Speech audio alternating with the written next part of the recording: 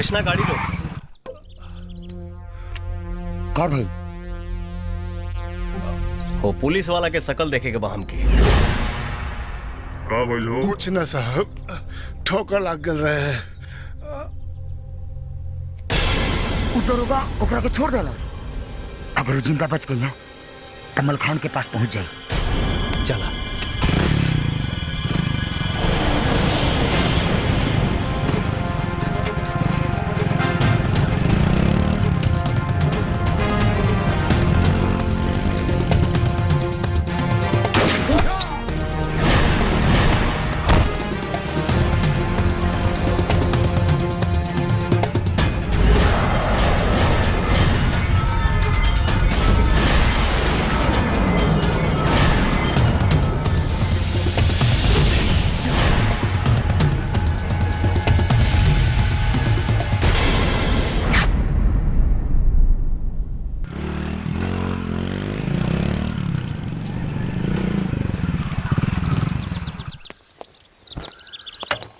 तू पागल हवा का? कानून से डर नहीं खे? गोली काहे मर लाओगे तू महावीर के? अगर ना मरले रहती ना तो उतार का हल करी तू जानता रहा है। तू मलखान खाती काम करेला ना? बोला बोला काहे नहीं खा? देखा दोस्त, तू जितना जल्दी हो सके मलखान के साया से भी दूर हो जा, ना तो अगर फंस गिला ना तो निकले के रास्ता तक ना मिली। जे पॉइंट से आवेला वो पॉइंट में पेशाब करे खातिर रास्ता भी बनावेला, और रास्ता सोच ले बानी हम। समय आई तो बता दे तो की, चिंता मत करा। पागल ना, एकदम ना। अभी कुछ करे के जरूरत नहीं खे बेटा। काहे से कि गद्दार के पता चल गई बा, और ओकर अब हमनी के अपना तरीका से इस्तेमाल करब जा। और अगर तोहरा बारे में पता चल गई तो हम खुद होके गोली मार दे। भाई जी चाहिए पी के जाइए। अरे अभी रहे द बहन, अभी बहुत काम करे के बा। काहे से कि जंग के बिगुल फूके के समय आ गई बा। जे महावीर के गोली मरलस ओकर चेहरा ना देख पैला तू? एगो अपन हेलमेट में चेहरा छुपैले रहे और दूसर का खाली पीठ लौकत रहे। साला समझ में नहीं आवत, आखिर महावीरवा मोटरसाइकिल पे केकरा साथे वहां गइल? वो मोटरसाइकिल के कर रहे सब गाड़ी चोरी के रहे। वही साला खबरी के काम है। तो ओकर पता करे बाबू, ना तो हमनी के बहुत नुकसान हो जाए। काले पता करता नहीं, वो साला जौन भी हुई हमारा हाथे ना बाची।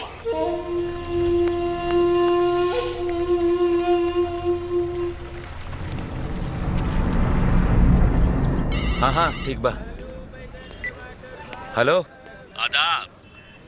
के बोला तारे? तू के बोल रहा बड़ा? अरे तू फोन कैले बारे और हमरा से पूछा तारे के बोला तारे? तू के बोला ताड़ा? पूछा तानी के बोला ता? ब्लाउज वाला। हमर शादी ना भइले तू साला ब्लाउज बेचे तारे रे। फोन रख। सुनी कहनी ना फोन रख। अरे सुनी चाचा, दोबारा फोन कैले तो बहुत मारब। रख।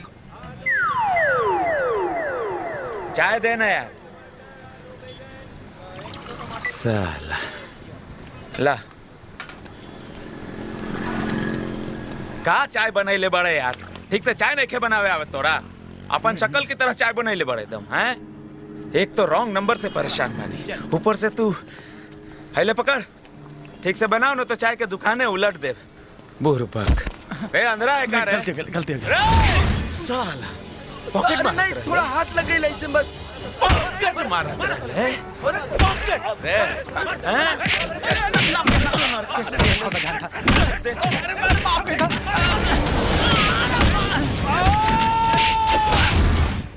ओहो, आदाब इंस्पेक्टर साहब, आदाब। पॉकेट मरवा के सरदार बा।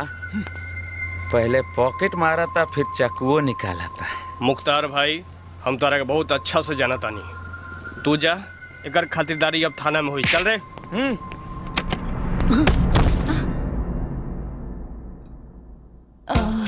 बाप रे, कौना देश के जेल है? बड़ा निमन गेट बा। दरोगा जी, अगर हम जनती जे थाना इतना खूबसूरत होला, माँ कसम 4 दिन पहले से बेड उड लेके आके ही जी पड़ा रहती। ए ढेर चनो जन भाई। मोहिनी, हमरा जिंदगी या मौत के सवाल बा। का तू हमरा ला वो काम करबू? तहरा खातिर तो हम जान भी दे सकतानी। बोला का करे के बा?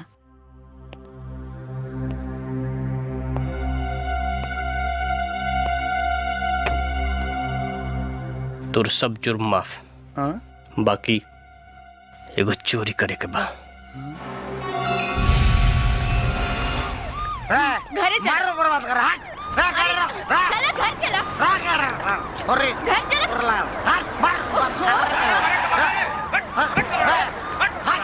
अरे चल बगी ना।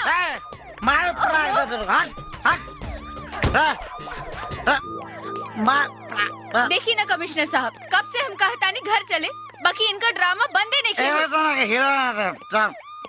ए लड़के, एका सड़क पर तमाशा हो रहा बा। गलती हो गया साहब। गलती हो गई साहब, गलती हो गया साहब। इडियट, दूर हटा। सड़क पे शराब पियला के इल्जाम में हम तोहरा के बंद कर सकीले। सॉरी सर, एक बार ना पे पकड़ पकड़ हट। पकड़। जाओ ए लड़की, जी लेके जाओ। चल।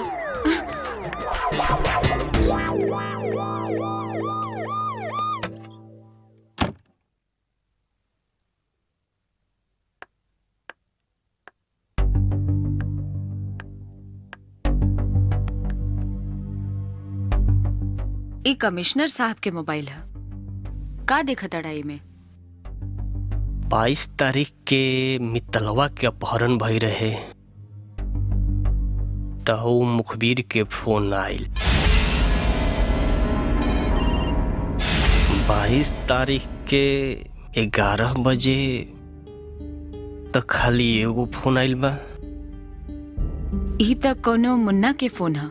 बाबूजी की तो तू देखते बाड़ा, उन्हीं के चलते बिरजू बिगड़ गई। चोरी चकारी के पैसा से तो घर नानो चलाइब, यही से कपड़ा सिए लगली। भगवान से मनाओ सुंदरी की हमार काम पूरा हो जाए, ओकरा बाद तो हम चोर मंडली के सुधारिए दे। अच्छा तू काम का करेला? ई तो तू कभी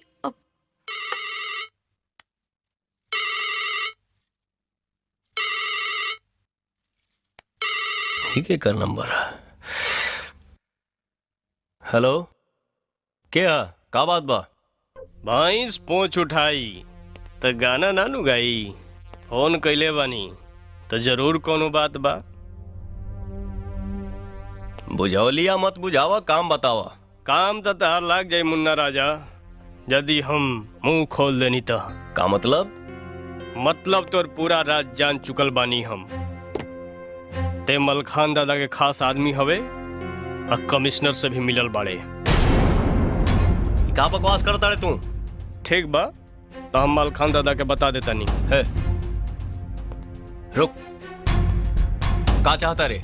मुंह बंद रखे के कीमत 10 लाख रुपया लेकर ठीक दोपहर के 3 बजे लाल कोठी के सामने। भीड़ कम होला। कोठी के बाहर एगो कूड़ा फेंके वाला ड्रम बा। नोट से भरल बैग वही ड्रम में डाल दी है, आप फौरन वहां से निकल जाइए।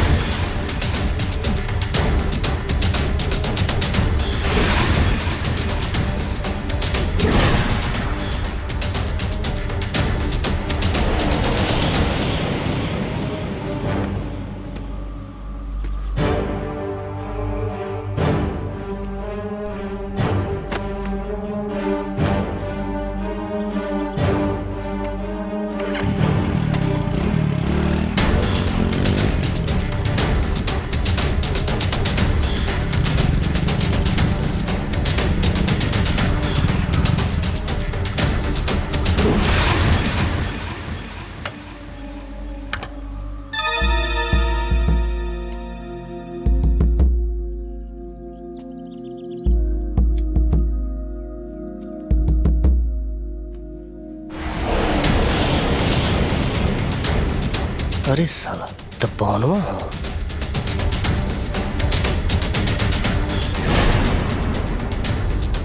एकर मतलब घूस लेल जेल गई सब कमिश्नरवा के चाल रहे।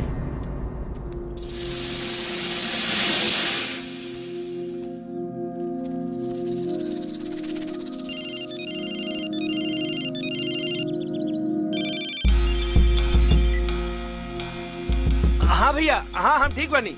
और सब ठीक बना गाँव में?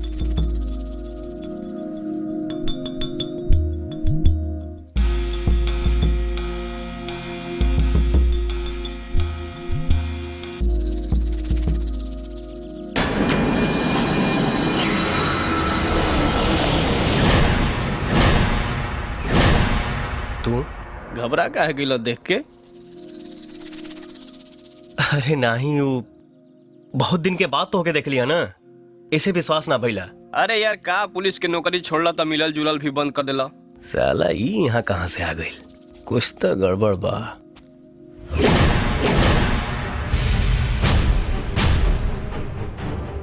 ई कहा तोर खेल खत्म मुना खबरी।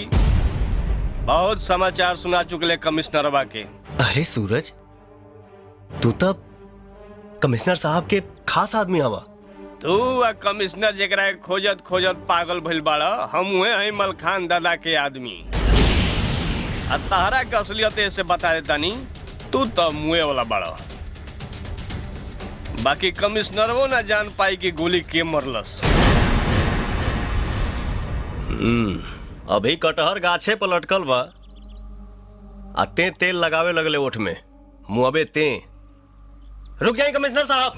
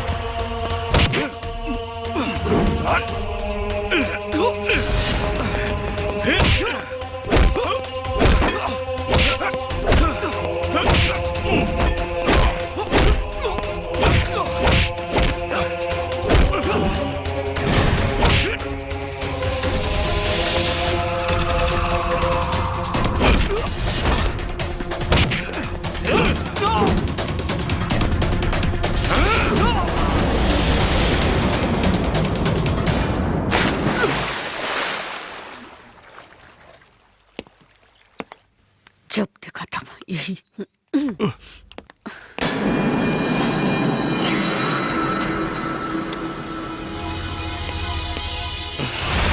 साचो कहताड़े ना, एक्सीडेंट भइल बा। फिर केहू से तो झगड़ा लड़ाई ना कैले? ना रे माई, हम सच बताओ तनी, बाइक से गिर गई नहीं यहाँ।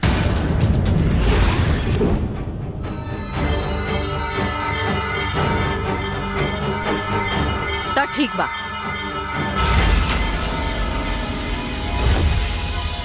आज तोरा के यही रहे के बा। ठीक बा माई।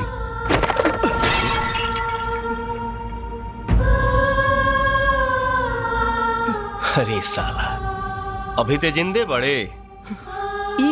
ई के है बेटा? हिमल खान के आदमी हम आई, हमके जान से मारे के चाहता। हमार बेटा के छुए से पहले तो क्या हमार लाश से गुजरे के पड़ी? तू अंदर जो माई, हम देखा था ये के। तू जो।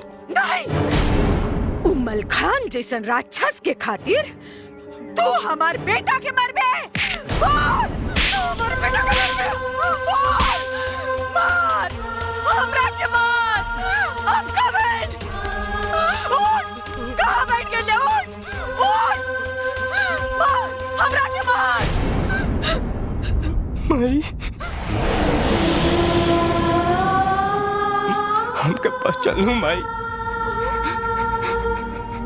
हम तार पबलू है माई।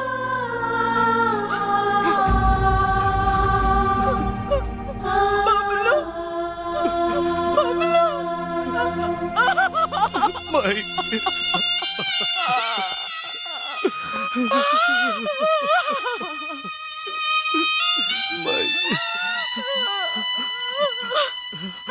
पवन पवन तू अपन भाई के खातिर कितना रोवत रहले देख ये तो छोट भाई बा बबुआ आज भगवान के कृपा हो गइल बबुआ आज भगवान के कृपा हो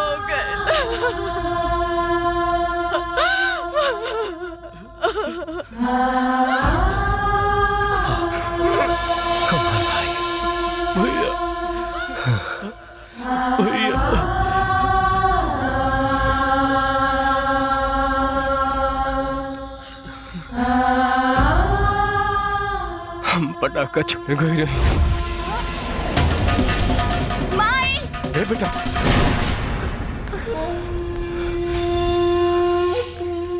आग में कुदला से कौनो फायदा ना होई बेटा।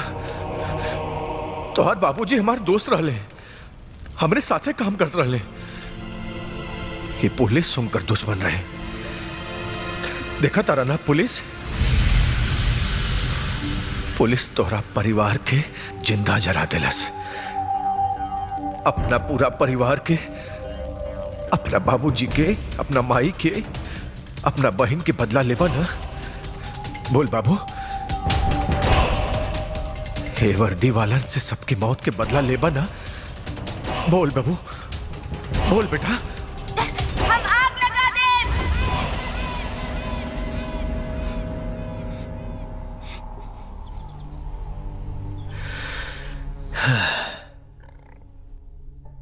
सब झूठ बोलना सु हत्यारा तो से, सब झूठ।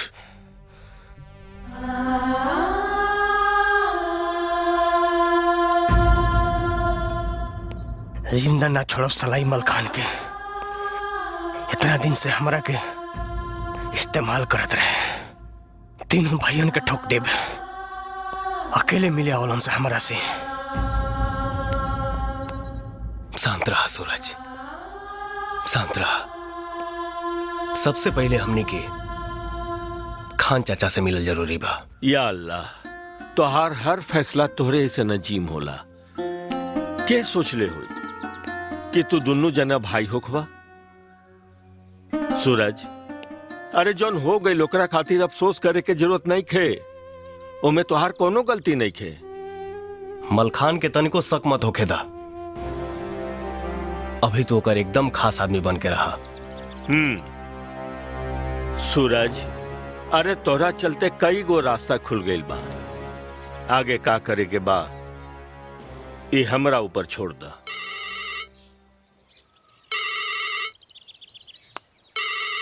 केकर फोन है? मलखान के।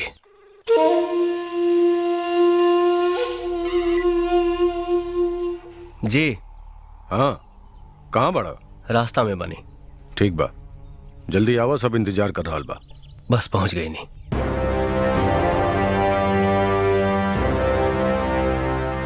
आज वो गद्दार के नाम बतावे के बाम के।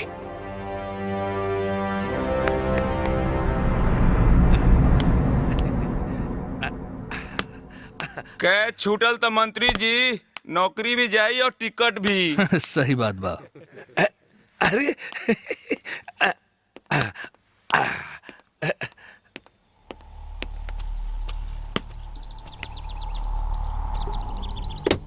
का हो पवन, 2 दिन हो गईल, वादा याद बता रहा? जी बहुत अच्छा से। तनी अपन अपन फोन यहाँ सामने रखा लो। फोन से का हुई? जौन फैसला यहां से लिया था वो कमिश्नर के कैसे पता चला था? बात एकदम साफ बा। कोई ना कोई फोन से ही खबर दे रहा बा। हाँ रखा, फोन रखा लोग। हमहू रखी का? तू लोग के ना, बाकी लोग के।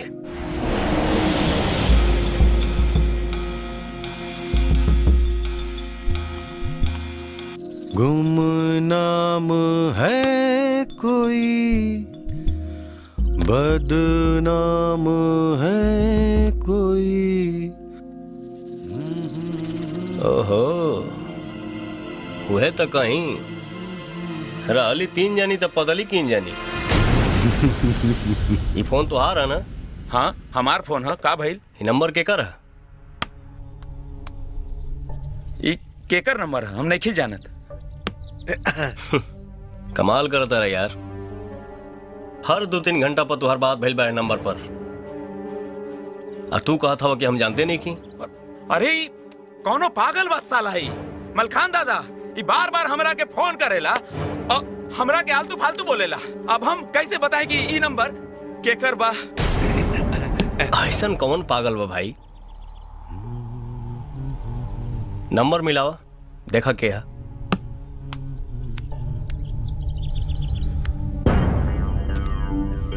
ओहो भैया, ये फोन से ना अपना फोन से लगाओ।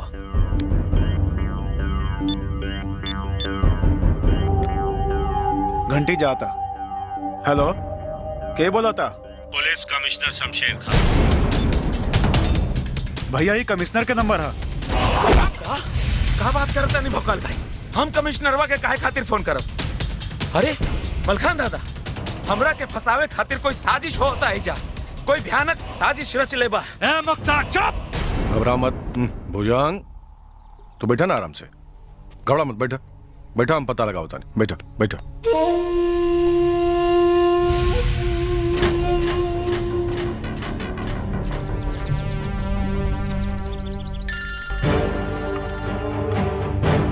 मलखान, हम आपके ही फोन करे वाला रही। उस साला गद्दार के पता चल गइल बा। नाम बोला। राउर सबसे खास आदमी है।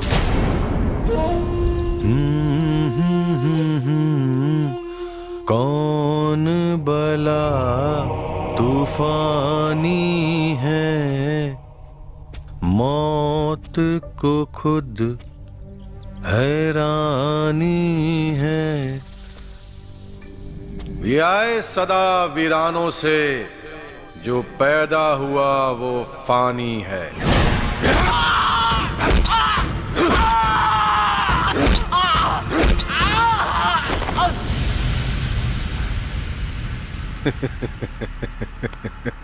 साला आज तक भगवानों हमसे गद्दारी ना कैले।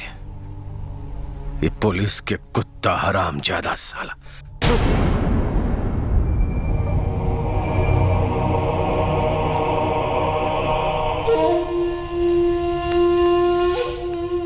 शाबाश, तोहरा में दम भी बा और दिमाग भी।